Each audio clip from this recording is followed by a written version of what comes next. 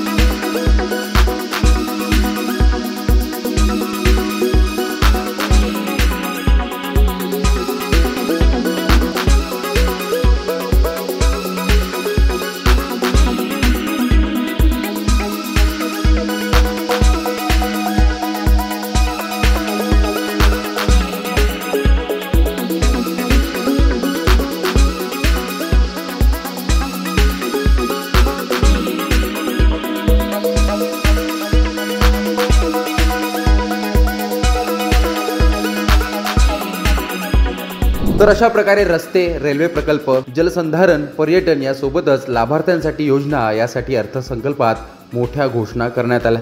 त्यापैकी या 15 घोषणांची चर्चा होत आहे।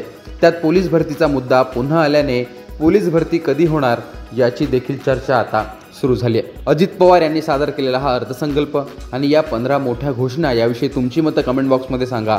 लोकमतचं यूट्यूब चॅनल सबस्क्राईब केलं नसेल तर ते आठवणीने सबस्क्राईब देखील करा।